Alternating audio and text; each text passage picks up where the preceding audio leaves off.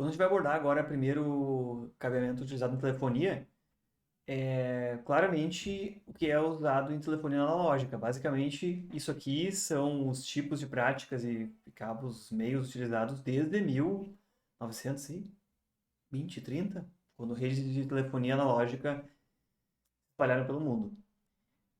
Quando se a gente for falar sobre telefonia VoIP, voz sobre IP, a gente vai cair em cabos para redes de computadores, tá? É outro assunto. Basicamente, cabos para telefonia, eles são cabos paralelos ou podem ser trançados também em pares. Mas para cada par, suporta uma linha. E essa uma linha vai ter um canal exclusivo, uma interconexão exclusiva até a central de comutação que seja local da instituição ou então da operadora. Então, nos entroncamentos, que são aquelas partes comuns da rede a vários usuários, eu sou um cliente para telefonia analógica, minha casa é um cliente, sua casa é outro cliente, meu vizinho é outro cliente. Todos, em algum ponto, vai se reunir um entroncamento antes de chegar à central da operadora. Não é um cabo que vai correr daqui até a central que fica lá perto das Dores, lá, que no caso é a central da Vivo, acredito, regional aqui. Mas dos entroncamentos vão ter cabos com múltiplos pares. E esses cabos podem ter 20 pares, 30, 40, 60, 140 pares de fios. E cada um deles, cada par, vai ser ligado a uma linha telefônica. A gente vai observar depois as características do cabeamento para rede de comunicação. A gente vai ver que ele é bem diferenciado, tem características diferentes. O que acontece, e eu acredito, Eduardo, que a gente chegou a fazer isso aí na aula de telecom do técnico lá, né? Com a tua turma, não fez? Se eu não me engano, a gente Olá fez. pessoal, bem-vindos. A gente abriu aqui um cabo que é como é que se faz, como é que se lida com um cabo desse tipo. Eletricity. No vídeo de hoje, Aqui, infelizmente, a gente não tem na parte prática ainda como fazer isso aqui, mas basicamente, à medida que for abrindo o cabo, eles estão organizados em chicotes, esses vários pares, e esses chicotes são identificados por cores. Observa que cada chicote tem um monte de pares juntos, eles são organizados por cores, numa sequência de cores. E também depois os pares, para se identificar numa ponta e outra, eles também são organizados em sequências de cores adequadas para que não precise manualmente ligar um lado no voice panel e outro no voice panel e ficar identificando quem corresponde a quem. Existe uma convenção de cores de um lado e do outro. A gente observa aqui nesse vídeo, que eu também sugiro que você assista depois individualmente aí, não vou assistir durante a aula todo ele, mas que é mostrado aqui que os cabos vêm levemente enrolados um no outro para que se consiga identificar quais são os pares. E tem toda uma técnica para se abrir esses cabos e conectorizar ele no painel. Eu vou avançar, vamos ver se nesse vídeo ele mostra a conectorização, ainda não. Mas, Inclusive, Lucas, agora que quando eu vi ele abrindo o cabo ali, aquele fiozinho que fica por dentro do cabo, sabe? Que eu não sei se tem um nome específico para isso, mas é como se é uma linha, digamos assim. te refere a esse ponto aqui, na qual ele abre o cabo, ele puxa a capa e rasga a capa. Isso, exato. Esse fiozinho Isso aqui. aí, exato. Inclusive, eu aprendi a abrir os cabos assim porque tu tinha mostrado isso na aula que eu não tinha a mínima noção do que era. Aquele fiozinho ali, parece um fiozinho bem rígido de nylon e que não serve para nada. A maior parte do pessoal pega e abre e arranca ele fora. É um fiozinho Exato. fino que é exatamente posto ali dentro para ajudar a romper a capa sem que eu precise passar um estilete e corra o risco de danificar os condutores que estão lá dentro, né? E Perfeito. eu aprendi a fazer isso na aula porque eu não tinha ideia para que era. Legal. É essa a proposta da disciplina. 100%. E sobre o que tu falou de que as cores vêm, os pares vêm juntos ali, isso me lembra os cabos de rede em si, que alguns deles têm a mescla de cores, né? Só que alguns, eles, infelizmente, eu acho que deve ser, sei lá, para poupar alguns centavos, talvez. Ele, digamos que, acho que branco do verde, tem uma coisa assim, né? Branco do verde, verde e lá vai a sequência. Alguns vêm só simplesmente branco junto com verde. Aí os outros tudo é tudo branco também e tu perdeu um no meio ali já era. Tem que tomar cuidado para manter os pares organizados, né? Você tá falando de rede de computadores que tem 4 pares dentro de um cabo. Tu acha ruim de organizar. Esse aqui tem 148, eu acho. E aí tem que cuidar muito mais para organizar eles e todos eles têm que ter sequência de pares. É Então, um pouco da diferença só. é um pouco de diferença. E o que se faz com esses 140 pares diferentes aí, que dão 296 fios diferentes? Esse cabo de entroncamento chega num painel, que tem essa cara, geralmente um painel de telefonia analógico. E aí eles são conectorizados em blocos de terminais. Tu lembra que nós fizemos isso aqui também na aula do técnico, né? Lembro, E a gente, isso eu e a lembro. gente, a gente conectorizou porque cada par vai numa sequência dentro desse painel. E de um lado do painel, como a gente vê aqui, chegam em sequência os pares do cabo de entroncamento. E esse painel tem conexão elétrica na vertical aqui dentro, para que, ao puxar um ramal localmente daquele painel para uma tomada de telecomunicações próxima, eu só preciso conectorizar aqui o par específico que vai para aquela tomada de telecomunicações no outro lado aqui. De forma que já estão organizados os pares que vêm do cabo de entroncamento. Como a gente vê aqui os cabos de entroncamento nessa foto, eles entram e basicamente tomam grande parte do espaço aqui dentro, desses painéis, mas para sair as derivações para tomadas de telecomunicação, então basta puxar outro aqui. Vejam que isso aqui é uma infraestrutura que existe que não é a mesma coisa como eu me referia antes daquele esquema de voice panels, né? Em que tem conectores padrão, tanto para rede de dados como telefonia analógica. Isso aqui é uma infraestrutura 100% analógica do sistema antigo, vamos dizer assim, e que realmente existem até hoje aí bastante. Ah, Cara, tu imagina a felicidade do cara numa sexta-feira e tu louco pra ir embora de uma vez e os caras te largam pra te fazer um painel desse inteiro. Passar o dia inteiro pregando cabo ali com. Meu Deus, Olá os caras pessoal, te olha, bem-vindos jogam a ali. Electricity. No vídeo de hoje vamos continuar. para quem sabe o método de fazer e está acostumado a fazer, não deve ser tão difícil como para alguém que faz pela primeira vez. Nosso objetivo aqui é só entender como é que funciona. Lembra como é que é o passo a passo para conectorizar esses fios no bloco? O que se cuida nesse bloco? Ah, eu não lembro muito bem como é que é a identificação, mas por cima, assim, eu acho que se eu olhar assim um painel, eu consigo lembrar, eu acho, talvez. Ok, vamos olhar os detalhes aqui. Esse aqui é um bloco, tem a identificação aqui dos números dos pares, 1, 2, 3, 4, 5, 6. E essa aqui é a alicate específica que pressiona, alicate acho que tipo punch down, que ela pressiona o cabo contra. Aqui dentro tem uma espécie de um V que vai reter o cabo ali e vai fixar ele, vai fazer conexão elétrica. Não é necessário decapar esse cabo antes, porque o próprio V vai decapar ele na hora que for pressionado. E um lado do alicate também tem uma lâmina que vai cortar o excesso do cabo. O outro lado não tem a lâmina. E eu vou pular para o vídeo aqui para a gente ver no detalhe como é que acontece isso, porque se passa o cabo por dentro, aqui é um excesso de cabo, se for olhar aqui, ó, é um grande excesso de cabo, porque tem que decapar ele o suficiente, considerando o comprimento do maior cabo que for necessário dentro do painel. E depois de passar o cabo por dentro dos conectores aqui, ó, a alicate simplesmente vai vir e vai pressionar em cima ali a posição dela. Um lado que corta, outro não. O lado que corta vai para o lado de dentro para cortar o excesso. Olha ali. E a pressionar em cima, a alicate ela suporta até uma certa força e depois ela desarma para indicar que chegou na força correta. Ela dá um impacto. E aí, automaticamente, o cabo já ficou conectorizado ali, já está firme ali dentro do suporte. E já fez contato elétrico com aqueles terminais. A única coisa que eu não lembro é se tu pode pegar o fio, no caso, e colocar no próprio conector ali, ou se tu tem que só deixar ele em cima e empurrar com o alicate. Você bota em cima do conector e empurra com o alicate para o fundo. Ele não vai até o fundo só pressionando com a mão.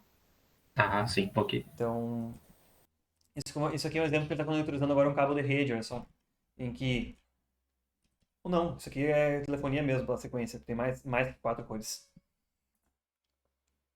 Bom, a outra opção, quando se tem voice panels, então, é utilizar esses conectores tipo RJ11, que são parecidos com um conector de rede, só que se a gente olhar, ele só tem 4 pinos. E os 2 pinos do centro são usados para o par comunicante mesmo. E nesse caso, então, esses RJ11, eles podem ser, o RJ11 macho pode ser ligado tanto no RJ45, que é a tomada de rede tradicional que a gente conhece, o 8P, 8C, quanto pode ser ligado numa tomada específica RJ11 que é menor. Então, os voice panels são todos RJ11 e os patch panels que vêm da tomada de telecomunicação são RJ45. Você não consegue pegar um cabo macho RJ45 e ligar no RJ11. Não funciona. Mas o caminho contrário, que é pegar um cabo RJ11 macho e ligar no RJ45 na tomada de telecomunicações, isso funciona perfeitamente. Porque você pode pegar um cabeamento feito para uma rede de comunicações com 8 pares, trocar dentro da armário de telecomunicações para ligar numa tomada, numa voice panel de rede de telefonia analógica e utilizar então o conector RJ11 na tomada de telecomunicações para ligar o telefone até a tomada. Ainda assim, os cabos telefônicos eles têm menos imunidade à interferência e ainda que eles tenham uma malha de blindagem algumas vezes. A gente vai encontrar cabos telefônicos aí que não tem nenhum tipo de blindagem e pela forma de construção deles, por eles não serem trançados, por não ter o controle de impedância tão bom, a largura de banda de sinais ela é razoavelmente estreita. Quer dizer que qualquer sinal que exceda algo como 1 MHz, ele já vai ser bastante atenuado nesses cabos de telefonia que são de categoria CAT3 ou inferior. Então, a gente pode encontrar cabos de telefonia com 2 pares, mas a maior parte deles tem simplesmente um par de fios, porque é mais barato, afinal, né? E para telefonia analógica isso já serve bastante corretamente. Ainda assim, a gente vai ver também para os outros tipos de cabo de rede, mas a gente vai ver pela primeira vez esse tipo de classificação aqui, é que existem cabos de diferentes classes, não só pelo desempenho da comunicação, mas por aquela questão de meio de instalação. E aí eles são separados em cabos internos, que são aqueles que vão ser instalados em eletrodutos, em calhas, em sancas, que são espaços no gesso, ou outro caminho, dentro de uma construção e protegidos. Existem cabos que são aéreos, como aquele exemplo lá que eu mostrei da instalação aérea de fibra óptica lá, que vão ficar então sujeitos a intempéries e vão ter que suportar a tração também, além da exposição a intempéries.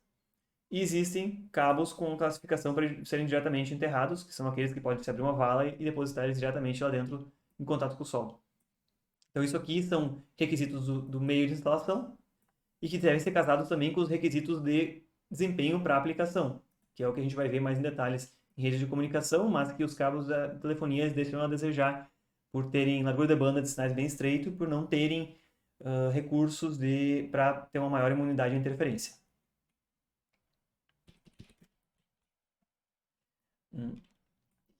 E aqui a gente relembra essa consideração que tu perguntou antes, Eduardo, que é bem importante, que tanto o cabo para telefonia quanto outros cabos para telecomunicações, eles têm que ter caminhos próprios da instalação e não podem compartilhar eletroduto, calha, o que seja, com condutores de energia elétrica. Qual é a regra? Condutores de energia elétrica ficam no caminho dos condutores de energia elétrica.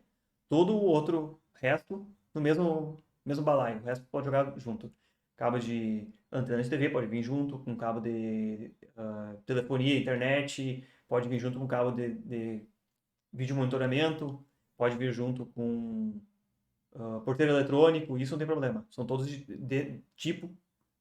do tipo de telecomunicações. Fibras ópticas, tudo isso os cabos podem ser instalados juntos. Beleza. Entretanto, a interferência, como tu comentou primeiro, né, como classificação de isolação incompatível, portanto traz riscos ao usuário, caso avarie a isolação, e isso é determinado por norma, que os caminhos têm que ser separados. Já foi mais comum, e hoje em dia está diminuindo o uso, mas a infraestrutura de rede de telefonia analógica ela já foi utilizada para comunicação de dados também. Isso não é um tempo remoto e bastante gente ainda tem conexão chamada ADSL em casa, ou DSL. Quando a gente utilizava a internet num esquema em que se ocupava a linha telefônica durante o acesso à internet, a gente referia como internet de escada, a comunicação de dados ela ocorria utilizando simplesmente uma banda de frequências que era em torno de 1 a 4 ou 1 a 5 kHz, que é a banda que toda rede de telefonia analógica suporta, porque é a banda principal de frequências em que a voz humana utiliza e é suficiente para manter uma conversação. Mas devido a ser uma banda bem estreita, as se utilizava ainda compressão de dados e esquemas de modulação adequados para utilizar essa banda estreita aí. E a taxa de dados era bastante baixa, aqui em torno de 56 kilobits por segundo só.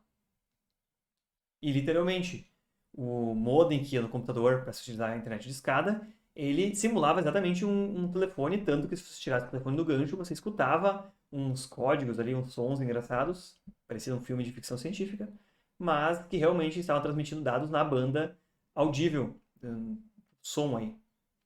Mas utilizava a rede, ocupava a rede durante a ligação.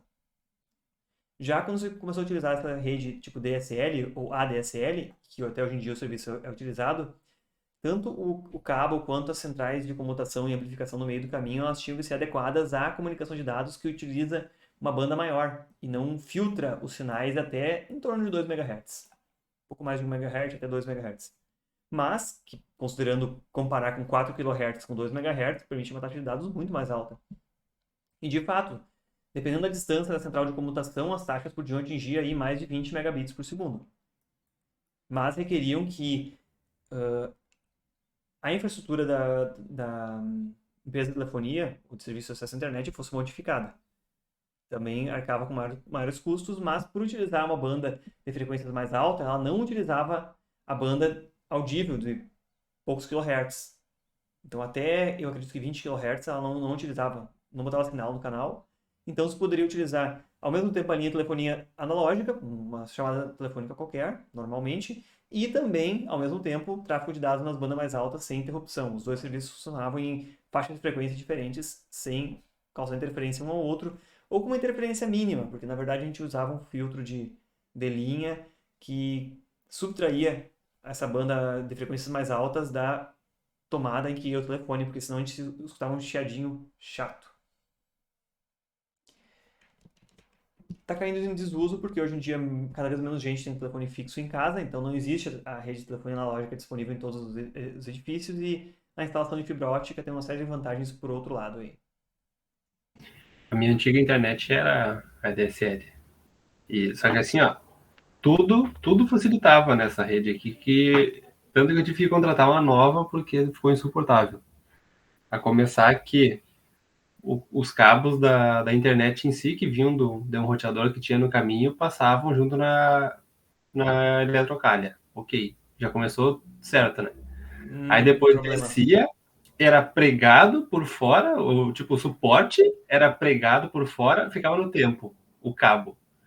Depois o cabo descia no lado de uma cerca elétrica e entrava para casa do cara e simplesmente, olha, eu nunca vi assim, ó, algo do tipo, mas o cabo, ele fez a topologia estrela que eu te falei, na finaleira lá, pegou ele, só juntou um fio no outro e literalmente a rede pingava, assim, ó, porque tinha infiltração na casa e pingava água nos conectores, cara.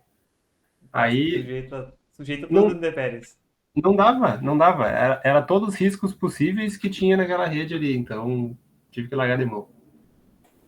Tá, provavelmente teve um investimento para passar um cabo de outro tipo aí e melhorou a qualidade do serviço aí também. Só para isso. Cara, é que assim, ó, tu já lidou com pessoa de bastante idade, assim, que tu diz, não dá pra fazer isso. Não, dá sim. Então, não tem o que fazer. Não tem. O cabo, simplesmente o suporte do cabo era um prego que era apertando o cabo na parede e o cabo descia rente, assim, ó. Além dele ser enrolado, ele descia reto depois e dava bem certinho na cerca elétrica. Tudo pra dar errado. Tá, tu já identificou uma série de práticas aí que tu não vai fazer no teu exercício, então. Tu já entendeu os problemas.